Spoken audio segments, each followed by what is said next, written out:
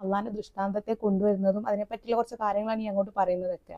അതിൽ തന്നെ 17 പറയുന്നത്, നിങ്ങൾ അള്ളാഹുവിന് പുറമെ ചില വിഗ്രഹങ്ങളെ ആരാധിക്കുകയും കള്ളം കെട്ടിയുണ്ടാക്കുകയുമാണ് ചെയ്യുന്നത്. അള്ളാഹുവിന് പുറമെ നിങ്ങൾ ആരാധിക്കുന്നത് ആരെയാണോ അവൻ നിങ്ങൾക്കുള്ള ഉപജീവനം അധീനമാക്കുന്നില്ല. അതിനാൽ നിങ്ങൾ അള്ളാഹുവിൽ ഉപജീവനം തേടുകയും അവനെ ആരാധിക്കുകയും അവനോട് നന്ദി കാണിക്കുകയും ചെയ്യുക. അവങ്കിലേക്കാണ് നിങ്ങൾ മടക്കപ്പെടുന്നത്. ഇപ്പൊ ഇബ്രാഹിം നബി പറയുന്നത് എന്താണ്? നമ്മൾ മനസ്സിലാക്കിയ സൃഷ്ടാവ്, ആ സൃഷ്ടാവിനെ അംഗീകരിക്കുക. ആരാധിക്കുന്ന വിഗ്രഹങ്ങൾ ഒരിക്കലും നിങ്ങൾക്ക് ഉപജീവനം നൽകുന്നില്ല എന്ന്. നമ്മൾ ഉപജീവനം നേടിത്തരുന്നത് നമ്മുടെ സൃഷ്ടാവാണ്. സൃഷ്ടാവിന്റെ കൈകളെന്ന അംശമാണ് ഇതിനൊക്കെ സപ്പോർട്ട് ചെയ്തുകൊണ്ടിരിക്കുന്നത് എന്നുള്ളത് നമ്മൾ മനസ്സിലാക്കിയ കാര്യമാണ്. അവനിലേക്കാണ് നമുക്ക് മടങ്ങിപ്പോവാനുള്ളത്. അപ്പൊ അവനെ നിങ്ങൾ ആരാധിക്കുക എന്നാണ് ഇവിടെ ഇബ്രാഹിം നബി പറയുന്നത്. അതിൽ തന്നെ നിങ്ങൾ നിഷേധിച്ചു തള്ളുകയാണെങ്കിൽ നിങ്ങൾക്ക് മുമ്പുള്ള പല സമുദായങ്ങളും നിഷേധിച്ചു തള്ളിയിട്ടുണ്ടായിട്ടുണ്ട്. ദൈവദൂതന്റെ ബാധ്യത വ്യക്തമായ പ്രബോധനം മാത്രമാകുന്നു.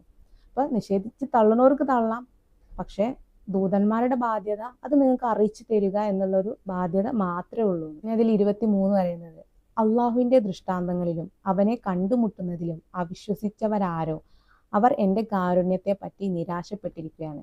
അക്കൂട്ടർക്ക് അത്ര വേദനയേറിയ ശിക്ഷയുള്ളത്. അള്ളാന്റെ ദൃഷ്ടാന്തങ്ങളിൽ അവനെ കണ്ടുമുട്ടുന്നതിലും അവിശ്വസിച്ചവരാരോ എന്ന് പറയുമ്പോൾ അള്ളാന്റെ തെളിവുകൾ അവർക്ക് വന്നെത്തിയിട്ടുണ്ട്. അവരത് നിഷേധിച്ചിട്ടുണ്ട് എന്നുണ്ടെങ്കിൽ അപ്പൊ അവർക്ക് വേദനയേറിയ ശിക്ഷ ഉണ്ട് എന്നാണ് ഇവിടെ പറയുന്നത്. അതിൽ 24 പറയുന്നുണ്ട്, നിങ്ങൾ അവനെ കൊന്നുകളയുകയോ ചുട്ടരിക്കുകയോ ചെയ്യൂ എന്ന് പറഞ്ഞതല്ലാതെ അപ്പോൾ അദ്ദേഹത്തിന്റെ ഇബ്രാഹിമിന്റെ ജനത മറുപടി ഒന്നും നൽകില്ല. എന്നാൽ അള്ളാഹു അദ്ദേഹത്തെ അഗ്നിയിൽ നിന്ന് രക്ഷിച്ചു. വിശ്വസിക്കുന്ന ജനങ്ങൾക്ക് തീർച്ചയായും അതിൽ ദൃഷ്ടാന്തമുണ്ട്. യഥാർത്ഥ സത്യത്തെ മുറുകെ പിടിച്ച കാരണമാണ് ഇബ്രാഹിം നബിക്ക് ആ ഒരു അവസ്ഥ വന്നത്. അപ്പൊ ഇവിടെ സംരക്ഷിക്കുകയും ചെയ്തിട്ടുണ്ട്. അപ്പൊ ആ ഒരു കാര്യമാണ് ഇവിടെ എടുത്തു പറയുന്നത്.